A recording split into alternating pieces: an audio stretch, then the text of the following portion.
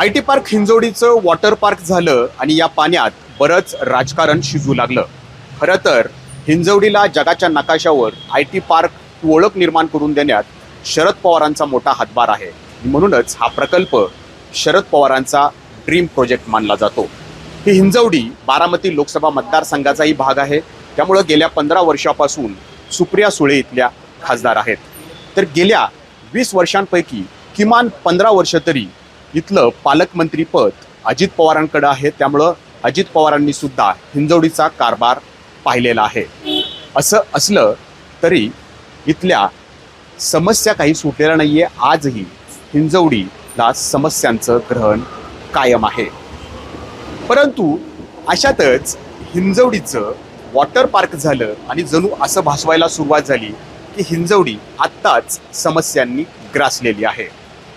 मुळातच आधी वाहतूक कोंडी, मग जलकोंडी, त्यानंतर विद्युत कोंडी। या कोंडीमार्फतच सुप्रिया सुळेंचीच कोंडी करण्याचा प्रयत्न होतोय का, हा खरा प्रश्न आहे। आणि त्या मागची नेमकी कारणं काय आहेत हे आपल्याला या वेब एक्सप्लेनरमधून जाणून घ्यायचं आहे। मी नाजिम मुल्ला एबीपी माझाच्या या वेब एक्सप्लेनरमध्ये तुम्हा सर्वांचं स्वागत करतो। 1992 साली या हिंजवडीमध्ये संत तुकाराम साखर कारखाना होणार होता। त्याचं भूमिपूजन सुद्धा शरद पवारांच्या हस्ते पार पडलं होतं। मात्र काही दिवसांनी शरद पवारांनी या हिंजवडीत आयटी पार्क होणं गरजेचं आहे आणि त्यानंतरच या हिंजवडीचा कायापालट होऊ शकतो।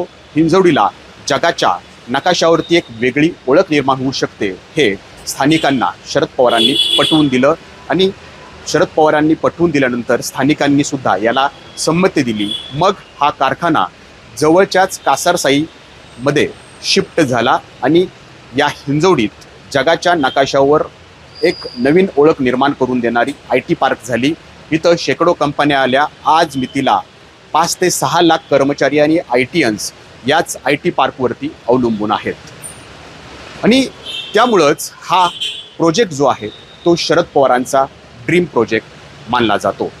2000 सालापासून इथं जवळपास टप्प्याटप्प्यानं वाढ होत गेली आणि आज ही हिंजवडी फेज 3 मध्ये विभागलेली आहे। आणि हीच हिंजवडी जी आहे ती बारामती लोकसभा मतदारसंघाचा सुद्धा भाग आहे। त्यामुळं इथले बहुतांश खासदार जे आहेत ते पवार कुटुंबियांशी संबंधितच राहिलेले आहेत। गेल्या 15 वर्षापासून तर सुप्रिया सुळेंकडेच इथलं खासदार पद आहे, त्याच या ठिकाणचं नेतृत्व सुद्धा करतात। तर गेल्या 20 वर्षांपैकी किमान 15 वर्ष अजित पवारांकडे इथलं पालकमंत्री पद आहे। त्यामुळं हिंजवडीचा सगळा कारभार हा अजित पवारांनी सुद्धा पाहिलेला आहे। असं असलं तरी गेल्या 25 वर्षात हिंजवडी ही कायमच समस्यांनी ग्रासलेली राहिली आहे। वाहतूक कोंडी, कचरा, पाणी, इथले अरुंद रस्ते, त्यासोबतच इथं कामगार वर्ग वाढल्यामुळं इथं राहण्याच्या ज्या समस्या आहेत त्यासुद्धा बहुतांश वेळी समोर आलेल्या आहेत। त्यामुळं हिंजवडी ही काही आजच या समस्यांनी ग्रासलेली मुळीच नाही आहे। शरद पवार, सुप्रिया सुळे, अजित पवार असे मातब्बर नेत्यांनी या हिंजवडीत वेळोवेळी लक्ष घातलेलं आहे, तरीही इथल्या समस्या काही सुटलेल्या नाही आहेत। अशातच 2 जुलै 2023ला या राष्ट्रवादी काँग्रेसमध्ये उभी फूट पडली आणि शरद पवारांपासून विभक्त होत अजित पवारांनी भाजपशी घरोबा केला। ते उपमुख्यमंत्री झाले आणि पालकमंत्रीपद पुन्हा एकदा त्यांच्याकडेच आलं। त्यानंतर लोकसभा निवडणुका पार पडल्या, विधानसभा निवडणुका पार पडल्या। लोकसभेत सुप्रिया सुळेंनी त्यांच्या वहिनी आणि अजित पवारांची पत्नी सुनेत्रा पवारांचा पराभव केला, तर विधानसभेत अजित पवारांनी त्यांचे पुतणे युगेंद्र पवारांचा पराभव केला। लोकसभेत शरद पवारांना यश मिळालं, तसं विधानसभेत अजित पवारांनी त्याचा वचपा काढला आणि त्यांनाही यामध्ये घवघवीत यश मिळालं। विधानसभांच्या निवडणुका पार पडल्या आणि त्यानंतर चर्चा सुरू झाली ती म्हणजे काका पुतण्यांनी एकत्र यावं, दोन्ही राष्ट्रवादी काँग्रेसनी एकत्र यावं। परंतु शरद पवारांनी एका मुलाखतीमध्ये या बाबतीचा निर्णय सुप्रिया सुळे घेईल, मी आता या निर्णय प्रक्रियेतून बाहेर पडलोय असं सूचित केलं। मात्र सुप्रिया सुळेंनी आजपर्यंत याबाबतचा कोणता विचार केल्याचं दिसत नाही, किंबहुना त्यांनी त्यावरती भाष्य करणंही वेळोवेळी टाळलेलं आहे। अशातच 7 जून 2025 म्हणजे महिनाभरापूर्वीच IT पार्क हिंजवडीचं वॉटर पार्क झालं आणि पुन्हा एकदा या हिंजवडीला समस्यांचं ग्रहण लागलंय यावरती चर्चा सुरू झाली. सुरुवातीला या हिंजवडीचं वॉटर पार्क झाल्यामुळं बरीच चर्चा झाली, चहूबाजूंनी टीका झाली. मग सुप्रिया सुळेंना इथला हा दौरा करावा लागला, कारण हे हिंजवडी शरद पवारांचा ड्रीम प्रोजेक्ट आहे आणि तो आधी वाहतूक कोंडी मग जलकोंडीमुळं बदनाम होतोय का, असा एक प्रश्न जो आहे तो उपस्थित झाला. त्यामुळं सुप्रिया सुळेंनी याच हिंजवडीचा दौरा केला. परंतु दौऱ्यानंतर जी पत्रकार परिषद घेतली त्यामध्ये सुप्रिया सुळेंनी हात जोडून मुख्यमंत्र्यांकडे विनंती केली की मुख्यमंत्री देवेंद्र फडणवीस यांनी आम्हाला वेळ द्यावी आणि हिंजवडीचा कायमस्वरूपी तोडगा काढावा. मला यामध्ये राजकारण करायचं नाही आहे, केवळ हिंजवडीला या समस्यातून मुक्त करावं असं हात जोडून विनंती करण्याची वेळ सुप्रिया सुळेंवरती आली. सुप्रिया सुळे शरद पवारांच्या कन्या आहेत.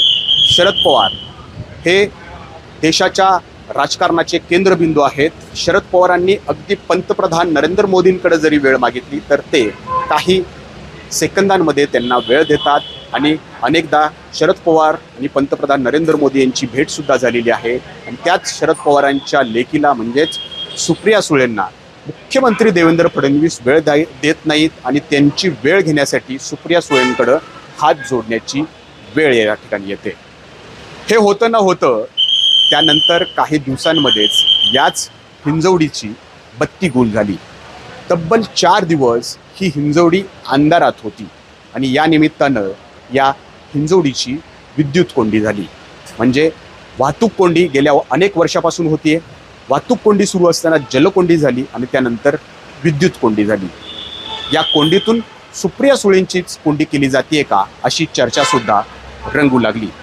त्यानंतर हे प्रश्न जर सोडवायला आपण सुरुवात केली तर सरकारला यश मिळण्याऐवजी सुप्रिया सुळेंनाच यामध्ये श्रेय मिळेल असं महायुती सरकारला वाटू लागलं.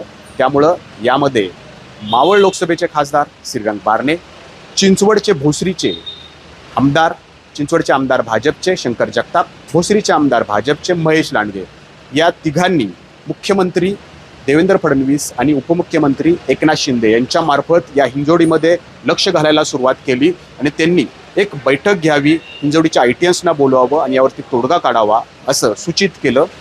मुख्यमंत्र्यांनी सुद्धा तातडीनं मंत्रालयातच बैठक घेतली.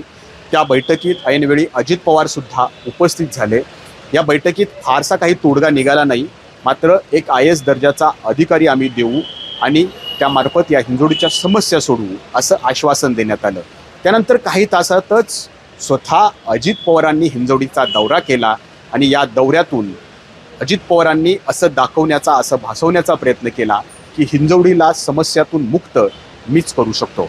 खरं तर अजित पवारांचा प्रशासनावरची पकड आपण वेळोवेळी पाहिलेली आहे. त्यामुळं अजित पवारांनी खरंच ठरवलं तर ते हिंजवडीला या समस्यातून मुक्त करू शकतात. मात्र अजित पवारांना ते करायचं आहे का, आत्ताच्या घडीला ते करायचं आहे का, हा खरा प्रश्न आहे. कारण यातून सुप्रिया सुळेंची सध्या कोंडी होताना पाहायला मिळते. कारण शरद पवारांचा हा ड्रीम प्रोजेक्ट आहे आणि सुप्रिया सुळे तिथं खासदार आहेत. त्यामुळंच अजित पवार ही खेळी करतायत का असा प्रश्न या निमित्तानं उपस्थित झालेला आहे. खरं तर हे सगळं श्रेयाचं राजकारण आपल्याला या ठिकाणी पाहायला मिळतंय. वरवर जरी श्रेयाचं राजकारण या ठिकाणी दिसत असलं तरी आधी वाहतूक कोंडी मग जलकोंडी आणि नंतर विद्युत कोंडी, या कोंडीतून थेट सुप्रिया सुळेंचीच कोंडी करण्याचा प्रयत्न अजित पवार तर करत नाही आहेत ना असा प्रश्न उपस्थित होतोय. त्यामागं काही कारणं सुद्धा आहेत. लोकसभेला सुप्रिया सुळेंच्या विरोधात अजित पवारांनी त्यांच्या पत्नी सुनेत्रा पवारांना उभं केलं होतं आणि तिथं सुप्रिया सुळेंकडून सुनेत्रा पवारांचा दारुण पराभव झाला. त्यानंतर याच सुप्रिया सुळेंनी बनेश्वरच्या काही मीटर मार्गासाठी या ठिकाणी आंदोलन छेडलं होतं. पालकमंत्री म्हणून अजित पवारांची सुप्रिया सुळेंकडून कोंडी करण्याचा प्रयत्न झाला होता. इतक्या कमी मार्गासाठी, अवघ्या काही मीटर मार्गासाठी सुप्रिया सुळेंनी आंदोलनसुद्धा छेडलं होतं आणि यामुळं अजित पवारांची एक कोंडी करण्याचा प्रयत्न सुप्रिया सुळेंकडून झाला होता.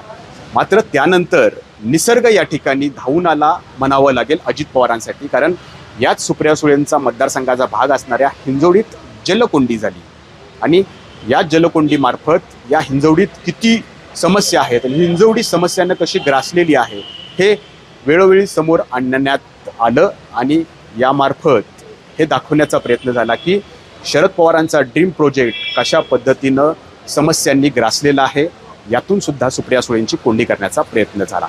आणि तिसरा आणि महत्त्वाचा मुद्दा म्हणजे दोन्ही राष्ट्रवादींनी एकत्र यावं याबाबतचा निर्णय शरद पवारांनी सुप्रिया सुळेंवरती सोडलेला आहे आणि सुप्रिया सुळे तो निर्णय घेत नाही आहेत. सुप्रिया सुळे त्या निर्णयापर्यंत पोहोचलेल्या नाही आहेत. सुप्रिया सुळे त्याबाबत अनुकूल नाही आहेत, त्या भाष्य त्यावरती करत नाही आहेत. त्यामुळं ही जी 3 कारणं आहेत, लोकसभा निवडणुकीचं, बनेश्वर रस्त्याचं आणि दोन्ही राष्ट्रवादी एकत्र येण्याचं, या तिन्हीपैकी कोणत्या कारणासाठी अजित पवार सुप्रिया सुळेंची कोंडी करतायत हा खरा प्रश्न आहे आणि याबद्दलच गेल्या काही दिवसांपासून चर्चा रंगलेली आहे. खरं तर हे राजकारणी जे आहेत ते आपलं राजकारण साधण्यासाठी कोणत्याही पातळीवरती उतरू शकतात आणि हे जे सध्या हिंजवडीच्या द्वारे राजकारण सुरू आहे त्या राजकारणापायी मात्र इथल्या ITNs आणि स्थानिकांना मात्र वेठीस धरलं जात आहे, कारण गेली अनेक वर्षापासून ते या समस्यांनी ग्रासलेले आहेत आणि जर हे राजकारण असंच रंगत राहिलं तर नक्कीच ही हिंजवडी बदनाम होऊ शकते, आणखी बदनाम होऊ शकते.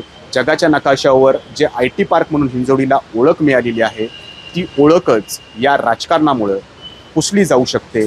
याचा विचार या राजकारण्यांनी नक्की करायला हवा आणि ते करतील का हा खरा प्रश्न आहे. वेब एक्सप्लेनरमध्ये आपण इथंच थांबूयात.